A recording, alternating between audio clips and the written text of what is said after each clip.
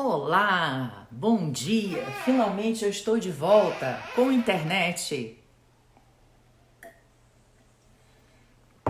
Olá, Juliana, tudo bem? Que bom te ver. Finalmente eu estou de volta com internet. Olá, Caio. Olá, Escobar, Melo, Aline, Dani. Aliás, Dani, você tem que entrar pelo Instagram do PJT. Não esquece disso. Eu te mandei a senha? Se eu não te mandei, eu te mando agora. Paola, Cristiane, Fabrício. Só um minuto que eu vou mandar pra ela aqui, peraí. Oi, gente. Tudo bem?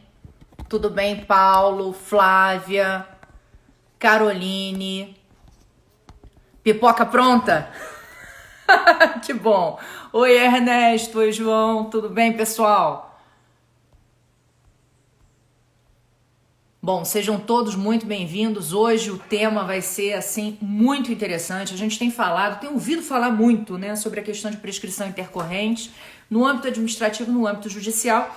Hoje a gente vai estar abordando justamente esse tema da prescrição intercorrente no âmbito judicial, levando em conta aí um julgado do STJ que foi repetitivo pela primeira sessão e sem dúvida trouxe um conteúdo bastante interessante e resolveu algumas questões que demandavam milhares de anos a serem resolvidas, né? Execuções fiscais que estavam aí há 20, 30 anos tramitando sem baixa.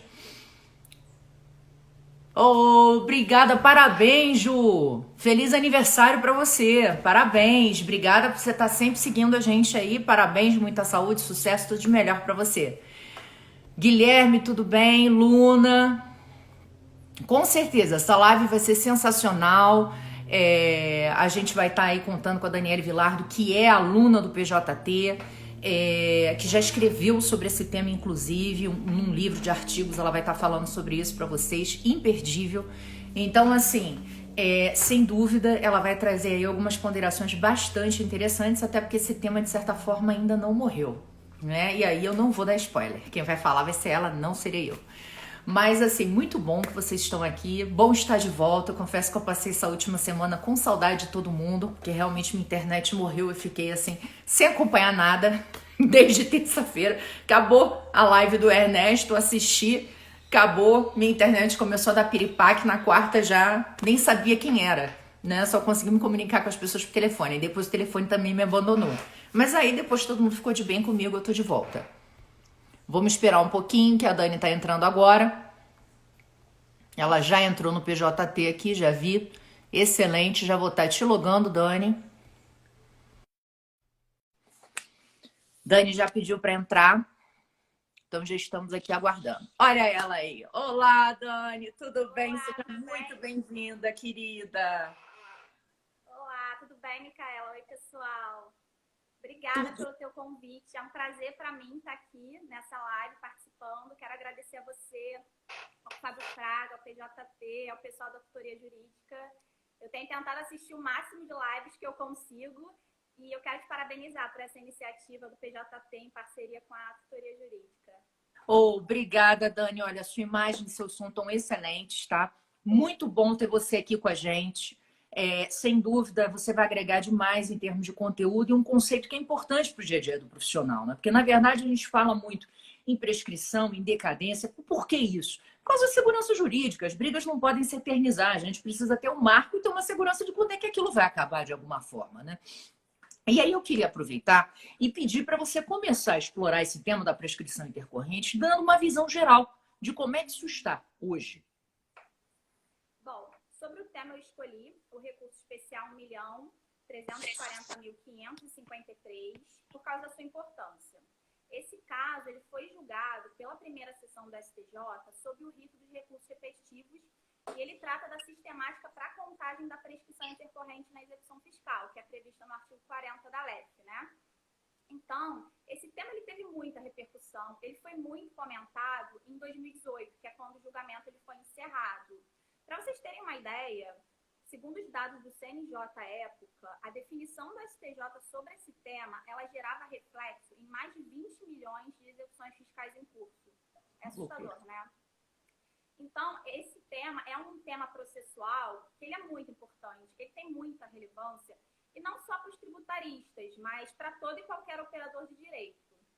Trazendo aqui para vocês um panorama geral sobre o caso, o recurso especial ele foi interposto pela Fazenda Nacional e ela alegava que toda e qualquer manifestação fazendária no processo de execução fiscal compromete a caracterização da prescrição intercorrente. O recorrido, nesse caso, era uma microempresa chamada de Djalma Luiz M.E. Esse julgamento ele foi iniciado em 2014 e ele só foi retomado no ano de 2018, o que fez com que muita expectativa tenha sido gerada em torno da definição que o STJ daria para esse caso, né? E aí, em 2018, a primeira sessão do STJ, ela, por unanimidade de votos, negou provimento a esse recurso especial da Fazenda Nacional, mas houve muita divergência entre os ministros com relação à fundamentação. E aí, por meio desse julgado STJ, a primeira sessão, ela definiu a sistemática para a contagem da prescrição intercorrente, que é prevista no artigo 40 da LEF. E, para isso, os ministros eles definiram 4 teses. A primeira foi o termo inicial do prazo de suspensão da execução fiscal por um ano. A segunda foi o termo inicial do prazo prescricional. A terceira, ela tratou de causas de interrupção da prescrição intercorrente. E a quarta destacou possíveis causas de nulidade pela Fazenda Pública. Então, esse é um panorama geral do tema. E aí, me aprofundando aqui no assunto, Mila, e aí avançando em cada uma dessas 4 teses que foram definidas pelo STJ, a gente tem o seguinte: a primeira tese, ela definiu o termo inicial do prazo de suspensão da execução fiscal por um ano. Essa primeira tese, ela teve muita discussão entre os ministros, houve muita divergência se para ser iniciado esse prazo de suspensão de um ano, deveriam ou não serem esgotadas todas as diligências possíveis para a localização do devedor ou de bens sobre os quais possa recair a penhora. Isso em razão da interpretação de cada ministro sobre o artigo 40 da LEF. Eu sei que é chato, mas eu vou ler aqui para vocês, gente, o artigo 40 da LEF, porque a gente vai ver que toda a interpretação ela vai girar em torno desse artigo e de algumas súmulas. O 40 ele diz o seguinte, abre aspas, o juiz ele suspenderá o curso de execução enquanto não for localizado o devedor ou encontrados bens sobre os quais possa recair a penhora, e nesses casos não correrá o prazo da prescrição. Suspenso o curso de execução, será aberta a vista dos autos ao representante da Fazenda Judicial, da Fazenda Pública. Decorrido o prazo máximo de um ano, sem que seja localizado o devedor ou encontrados bens penhoráveis, o juiz ele ordenará o arquivamento dos autos. Então, essa daqui é a letra fria do artigo 40, do caput, do parágrafo 1º e do 2º. E aí eu vou trazer aqui para vocês os votos de 3 ministros que eles divergiram entre si com relação ao entendimento dessa primeira tese. O ministro Mauro Campbell, ele é o relator desse recurso especial e ele entendia que a decisão que declara a suspensão da execução fiscal, ela não deve ser o marco inicial para fins de contagem desse prazo. Ele entende que, assim que não localizado o devedor ou encontrados bens sobre os quais possa recair a penhora, a partir dali, intimada a Fazenda Pública, automaticamente, nesse momento, já deve ser iniciado o prazo de suspensão da execução fiscal por um ano. Por que isso? Por que a partir da intimação da Fazenda Pública? Porque o ministro Mauro Campbell, ele entende que a Fazenda Pública, já estando intimada acerca da não localização do devedor ou dos bens, ela já pode requerer as diligências que ela entender necessárias para correr atrás da garantia desse crédito tributário, né? Então, esse foi o voto do ministro relator.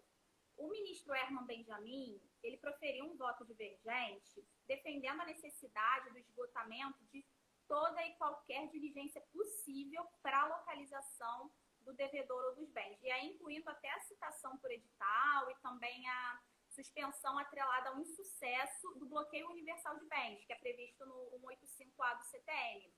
E aí aplicando o que o ministro denominou de suspensão crise, que é quando o processo ele não possui condições de prosseguimento, por total impossibilidade de localização dos bens ou do devedor.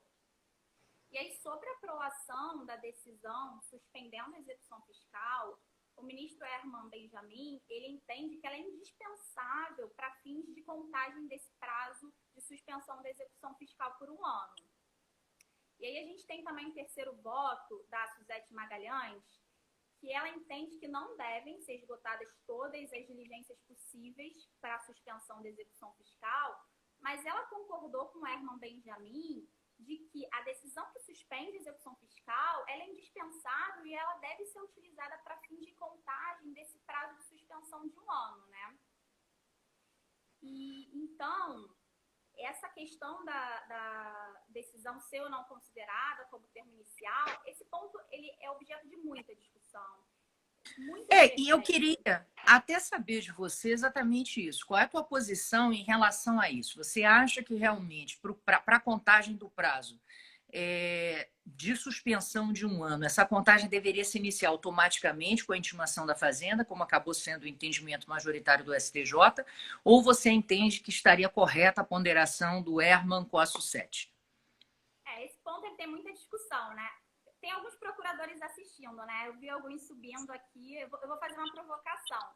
Lógico que no cenário ideal, intimada a Fazenda Nacional acerca da não localização do devedor ou dos bens, a partir dali, imediatamente, deveria já ser prolatada a decisão suspendendo a execução fiscal, né? Mas a gente que milita no dia a dia, na prática, em cada canto desse Brasil, a gente sabe que não é assim que funciona. Eu já advoguei num processo no interior do Maranhão, mais precisamente em Santo Antônio dos Lopes, a 4 horas da capital de São Luís, que essa decisão ela foi prolatada 1 ano e meio depois da intimação da Fazenda Pública. E a gente nem precisa ir tão longe para saber que isso acaba sendo recorrente no judiciário, né? Então, essa decisão, às vezes, ela demora meses, 1, 2 anos para ser prolatada. É correto a contagem da suspensão, ela aguardar meses, 1, 2 anos, a prolação de uma decisão que ela é meramente padrão, ela acaba sendo chancelatória? Na minha visão, não. Eu acho que é interessante a gente voltar aqui no artigo 40 da LEF para a gente interpretar junto. Aí eu quero ouvir também a opinião de vocês. Ele diz o seguinte: o juiz suspenderá o curso da execução fiscal enquanto não for localizado o devedor ou encontrado bens sobre os quais possa recair a penhora. Na minha interpretação, quando o artigo 40 ele diz o juiz suspenderá, é uma determinação, é uma ordem. Essa decisão ela não tem um cunho decisório. Né? O que vai valer como base é a não localização dos bens. A partir do momento que o devedor ou os bens eles não forem localizados, o juiz ele deve prolatar essa decisão. Ela não tem um cunho decisório. Tanto que o artigo ele fala o juiz suspenderá. Então, na minha visão, eu concordo com o ministro Mauro Campbell de que essa decisão ela não deve ser considerada para fins de contagem desse prazo de suspensão da execução fiscal. E com isso a gente ganha até mais independência de providência das partes e do juiz, mais celeridade, objetividade. Então, essa é a minha interpretação sobre o caput do artigo 40. E tem outro ponto também, Mila, que a Suzete Magalhães ela destacou que na sua interpretação, a súmula 340 do STJ, ela não dispensa a decisão de suspensão da execução fiscal para fins de início dessa contagem de suspensão. A súmula 340 ela diz o seguinte, abre aspas, em execução fiscal não localizados bens penhoráveis, suspende-se o processo por 1 ano, fim do qual se inicia o prazo da prescrição quinquenal intercorrente. Fecha aspas. Minha interpretação lendo a súmula, tá? Ela não define que o termo inicial de suspensão deve ser a partir da aprovação da decisão. E nem lendo o inteiro teor do julgado que originou essa súmula, eu tive essa impressão.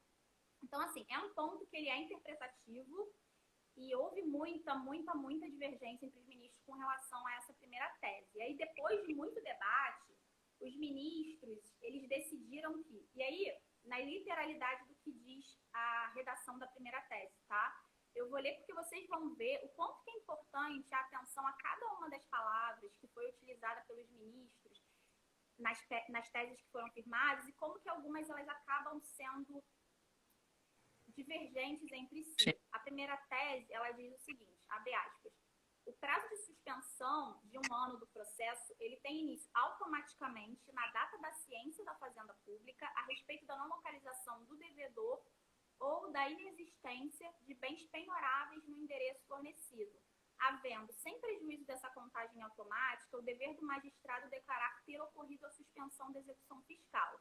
Ou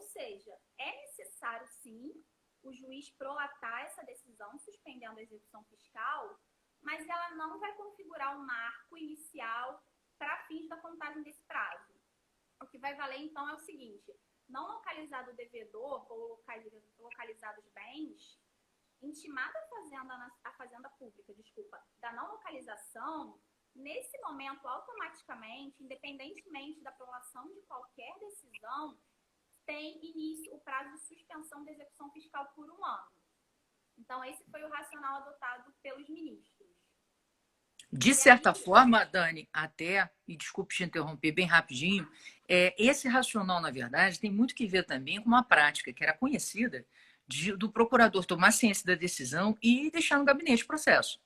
Então, o processo ficava 2, 3, 5 anos no gabinete e depois ele era mandado para o juiz tomar a decisão. Então, o que acontecia? Tinha busca e apreensão, tinha pedido do advogado da outra parte para fazer busca e apreensão no gabinete do procurador. Então, assim, isso aí também foi em razão dessa prática, né, que acabou sendo costumeira. Com certeza. Com certeza. Mas aí, muito comum. Então, Mila, outro ponto também, essa primeira... Deixa eu tirar meu óculos, a luz está refletindo aqui. Então, com relação a essa primeira tese, ela foi desmembrada também em dois pontos, né? Isso para considerar a redação do inciso 1º do parágrafo único do 174, né? Exatamente, que a Lei Complementar 118, ela promoveu uma alteração redacional uniformizando, né, aquilo que já era previsto na Lei de Execução Fiscal com o próprio CTN e definindo que a partir dali você tinha o despacho como elemento de interrupção da prescrição. E aí eu queria justamente perguntar isso, como é que ficou essa visão dessa alteração legislativa em relação à fixação desse prazo prescricional? Então, os ministros, eles desmembraram essa primeira tese em 2 partes. Por quê? Para considerar a vigência do 174 do CTN antes e depois da Lei Complementar 118 de 2005. Porque antes da sua vigência, a prescrição era interrompida pela citação pessoal do devedor. Já na vigência da Lei Complementar 118, passou a ser pelo despacho do CITSE. Então, os ministros, eles desmembraram essa primeira tese da seguinte forma. O primeiro desmembramento ficou assim, abre aspas. Caso o despacho ordenador da citação tenha sido proferido antes da vigência da Lei Complementar 118, depois da citação válida, ainda que editalícia, logo após a primeira tentativa infrutífera de localização de bens penhoráveis, o juiz ele vai declarar suspensa a execução fiscal. O segundo desmembramento, ele disse o seguinte: caso o despacho ordenador da citação ele tenha sido proferido depois da vigência, já na vigência da Lei Complementar 118, logo após a primeira tentativa frustrada de citação do devedor ou de localização dos bens penhoráveis, o juiz declarará suspensa a execução. Por que houve o desmembramento? Por que isso? Por que essa diferenciação? Porque só é possível a suspensão da execução fiscal desde que tenha ocorrido a interrupção da prescrição ordinária. Então, foi necessário esse ajuste na primeira tese para considerar os casos vigentes antes da Lei Complementar 118 e já na vigência da Lei Complementar 118. Então, esse foi o entendimento dos ministros sobre essa primeira tese. Já a segunda tese, ela tratou do termo inicial do prazo da prescrição e não houve qualquer divergência entre os ministros. Eles concordaram que, encerrado o prazo de suspensão da execução fiscal por 1 ano, a partir dali, automaticamente, independentemente de qualquer providência das partes ou do juiz, tem início a contagem do prazo prescricional, que aí, nos casos dos créditos tributários, a contagem é de 5 anos, né? Então, a redação ela ficou da seguinte forma, abre aspas, havendo ou não um peticionamento da Fazenda Pública ou pronunciamento judicial nesse sentido, encerrado o prazo de 1 ano de suspensão, automaticamente se inicia o prazo prescricional de 5 anos. Durante esse tempo, o processo ele deve ficar arquivado sem baixa na distribuição. Encerrado o prazo prescricional, o juiz, depois de ouvir a Fazenda Pública, poderá, de ofício, reconhecer a prescrição intercorrente e decretá-la de imediato, fecha aspas. E aí, logicamente, que nesse prazo de 1 a 5 anos, a Fazenda ela pode e deve realizar diligências para correr atrás da garantia desse crédito tributário, né? Então, essa foi a definição dos ministros com relação à segunda tese, sem qualquer divergência. A terceira terceira tese, ela tratou das causas de interrupção da prescrição intercorrente. E aqui, na minha interpretação, essa redação da terceira tese, ela é muito truncada. E o STJ ele não passou a mensagem que ele quis passar. Eu vou ler a literalidade do que ela diz. Ela ficou redigida da seguinte forma. Abre aspas. A efetiva constrição patrimonial e a efetiva citação, ainda que por edital, são aptas a interromper o curso da prescrição intercorrente, não bastando para tal o mero peticionamento em juízo, requerendo a feitura da penhora sobre ativos financeiros ou outros bens. Os requerimentos feitos pelo exequente, dentro da soma do prazo máximo de 1 ano de suspensão, mais o prazo de prescrição aplicável, eles deverão ser processados, ainda que para além da soma desses dois prazos, pois, citados, ainda que por edital, os devedores e penhorados os bens a qualquer tempo, mesmo depois de escoados os referidos prazos, atenção nessa parte, considera-se interrompida a prescrição intercorrente, retroativamente da data do protocolo da petição que restou frutífera a diligência. Então, na minha interpretação é que essa tese ela ficou muito truncada. Também costuma haver muita polêmica e muito debate com relação à redação dessa terceira tese. Então, parece que se a Fazenda Pública peticionar dentro do prazo de 1 a 5 anos, mesmo que essa petição ela seja analisada depois desse prazo de 1 a 5 anos, ou seja, no 6º ano, se essa diligência restar frutífera, ou seja, se houver êxito na localização do devedor ou dos bens, a prescrição ela vai ser interrompida considerando lá a data do protocolo dessa petição, que futuramente foi analisada e restou frutífera a diligência. E isso mesmo depois dos quase os referidos prazos. Para mim, a redação dessa terceira tese ela é muito perigosa para a segurança jurídica. Verdade. E a base dela, a base para a prolação dessa terceira tese, foi a súmula 106 do STJ, que ela diz o seguinte, abre aspas, proposta a ação no prazo fixado para o seu exercício, a demora na citação por motivos inerentes ao mecanismo da justiça não justifica o acolhimento da arguição da prescrição ou decadência, fecha aspas. E aí, aqui fazendo só uma observação, a gente poderia fazer uma analogia dessa súmula 106 até lá na primeira tese. O contribuinte também não pode ser prejudicado pela demora do judiciário, né? Então, com relação à terceira tese, como é que fica a segurança jurídica aqui? Se já foi reconhecida a prescrição intercorrente e essa diligência ela é realizada depois de escoado esse prazo de 1 a 5 anos, ou seja, depois do reconhecimento da prescrição intercorrente, que segurança tem o contribuinte? Então, o objetivo aqui foi a Fazenda Pública ela não ter nenhum prejuízo, ela não ser prejudicada antes da demora do judiciário. Mas por que o juiz ele não analisa essa petição antes de reconhecer a prescrição intercorrente? Por que pode o contribuinte acreditar que o crédito tributário foi fulminado pela prescrição e depois ser surpreendido? Ah, não, olha só, lá atrás teve uma petição e restou frutífera a diligência, e isso depois do prazo de 1 a 5 anos. Então, assim, e a própria Fazenda Nacional, ela não entendeu essa terceira tese. E ela questionou nos seus embargos de declaração que atos processuais são esses que interrompem a prescrição intercorrente. Porque a tese, ela fala que não basta um mero peticionamento em juízo para interromper a prescrição intercorrente. Mas que atos processuais são esses? O que é considerado um mero peticionamento em juízo? O que é genérico e o que não é nesse caso? É o pedido de redirecionamento da execução fiscal contra o codevedor, são os embargos de execução, é a exceção de pré-executividade, é o recurso da Fazenda contra o indeferimento da penhora. A própria Fazenda Nacional levantou todas essas possibilidades que eu estou dizendo aqui para vocês. Então, ficou essa dúvida no ar com relação à terceira tese. E aí, o STJ, quando analisou esses embargos de declaração da Fazenda Nacional, ele destacou, ele deixou claro que muitas das questões elas vão ter que ser analisadas caso a caso pelos juízes. Ele não consegue dar uma resposta, é impossível, com relação a todas as possibilidades de interrupção do prazo prescricional, né? Então, na minha interpretação, essa terceira tese, ela traz muito mais dúvidas do que respostas, ficam muito mais questionamentos, né?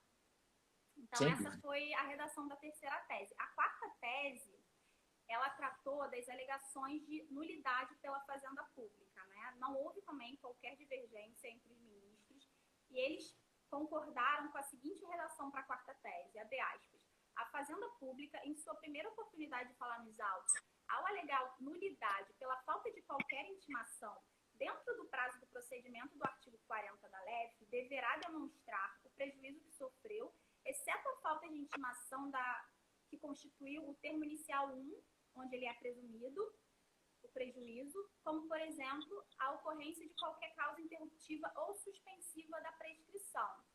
Então, com essa tese, o STJ ele demonstrou seu entendimento que somente a intimação da Fazenda Nacional acerca da não localização do devedor ou dos bens, que com essa intimação que a gente começa a contar o prazo de suspensão da execução fiscal, que é a definição da primeira tese, só essa intimação ela é imprescindível. Somente essa intimação, se ela não ocorrer, há a nulidade do procedimento do artigo 40 da LEF.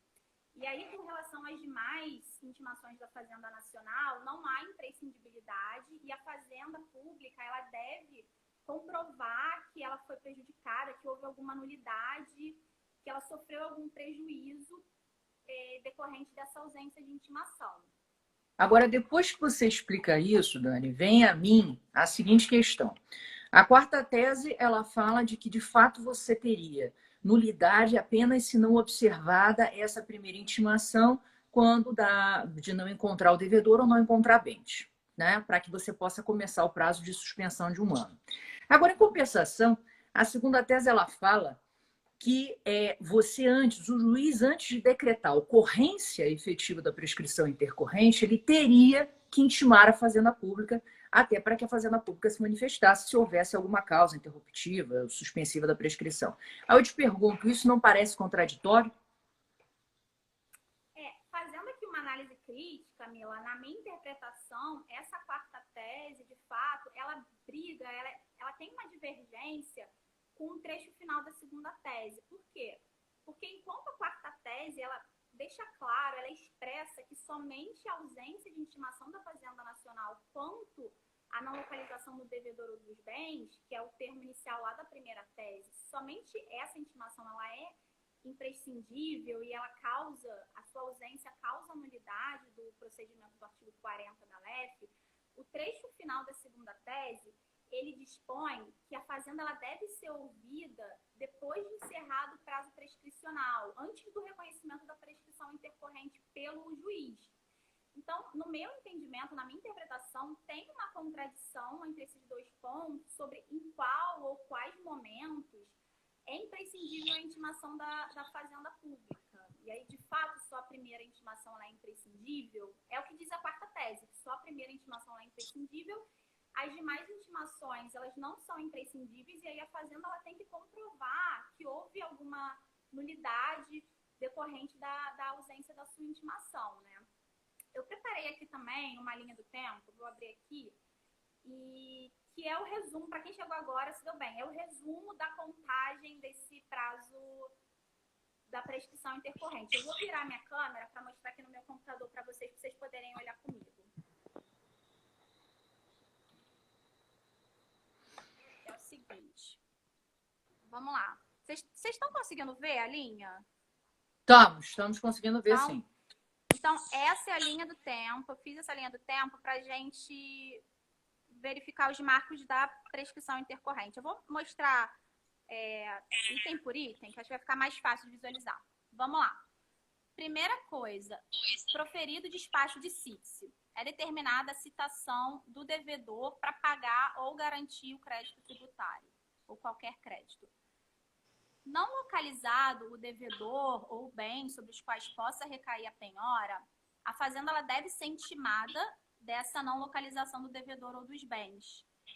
Intimada a Fazenda Pública, automaticamente a gente tem o início do prazo de 1 ano de suspensão da execução fiscal. E aí deve ser prolatada a decisão suspendendo a execução fiscal. E não interessa se essa decisão ela vai ser prolatada 1 dia depois da intimação da Fazenda Pública, 6 meses depois, 1, 2 anos depois, porque ela não vai configurar o marco inicial para a contagem do prazo de suspensão da execução fiscal por 1 ano. Então, a gente tem o decurso desse prazo de 1 ano a partir da intimação da Fazenda Pública, e aí, com o fim do prazo de 1 ano de suspensão, automaticamente, nesse momento, a gente tem o início do prazo prescricional, independentemente de qualquer providência das partes ou do juiz. E a partir daqui, a gente tem o início da contagem do prazo prescricional, que no caso dos créditos tributários é de 5 anos. Então, a partir dali, a gente vai contar esse prazo. Encerrado esse prazo de 5 anos, a gente tem o reconhecimento da prescrição intercorrente. E aí o crédito está fulminado pela prescrição. Deve ser proferida a decisão. Eu não sei se vocês estão conseguindo ver, eu coloquei na linha pontilhada todos os marcos que não são importantes para fins da contagem do prazo. E aí, assim como a primeira decisão, suspendendo a execução fiscal, deve ser prolatada essa decisão reconhecendo a prescrição intercorrente, que também não tem qualquer, digamos, importância para a contagem, ela não vai estar no marco temporal da nossa sistemática da prescrição intercorrente, né? E aí tem a intimação da Fazenda acerca do reconhecimento da prescrição intercorrente.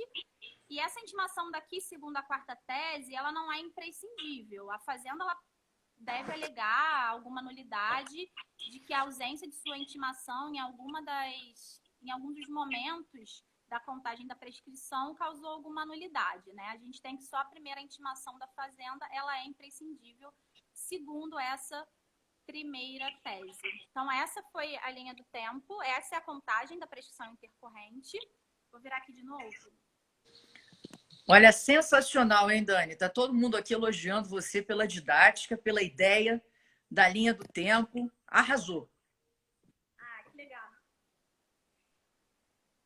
E aí, Mila, tem também um último ponto, que é uma análise crítica, que a gente estava até conversando, né, daquele recurso extraordinário 636.562. Exatamente. Eu queria te perguntar o seguinte: durante esse julgamento, houve uma discussão muito grande no STJ se haveria uma prejudicialidade do julgamento desse régimen em razão dessa matéria no Supremo, até porque lá estava se falando da questão da constitucionalidade desse prazo de suspensão de 1 ano. Afinal de contas, ele foi trazido em lei ordinária e se fala que prescrição em matéria tributária é competência de lei complementar.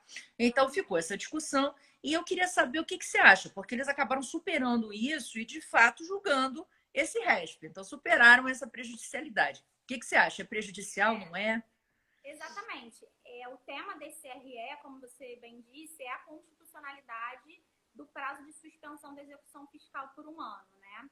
E aí, como a prescrição ela é uma matéria reservada à lei complementar e a LEF ela é uma lei ordinária, e o 174 do CTN ele não prevê qualquer possibilidade relacionada à suspensão de prazo prescricional, tem essa discussão se há um conflito e se o artigo 40 da LEF poderia determinar um prazo de suspensão da execução fiscal por 1 ano, né? Quando os ministros eles analisaram esse argumento, eles afastaram qualquer prejudicialidade, como você disse, com esse RE 636.562, e eles ponderaram que caso o STF ele venha decidir pela inconstitucionalidade desse prazo de suspensão da execução fiscal por 1 ano, esse julgado da prescrição intercorrente ele vai poder ser adaptado a esse entendimento. Mas, assim, fazendo aqui mais uma análise crítica, como é que seria operacionalizada essa adaptação? Porque aqui o que a gente tem é que a maior discussão do acórdão foi o início do termo para suspensão da execução fiscal por 1 ano. Isso. Então, se a gente não tem esse momento, porque a intimação da Fazenda Nacional ela vai ser o termo inicial para suspensão. Encerrado esse prazo de 1 ano, automaticamente se inicia o prazo prescricional. Se a gente perde essa parte da nossa linha do tempo, já que o final da suspensão por 1 ano é automaticamente o início do prazo prescricional, como é que a gente pode adaptar esse entendimento de inconstitucionalidade, né? Assim, será que realmente não tem prejudicialidade? Será que o STJ ele não se precipitou em analisar esse recurso especial antes do recurso extraordinário? Então, assim, eu não consigo visualizar como que poderia ser feita essa adaptação. Eu acho que a gente perde todo o racional da prescrição intercorrente.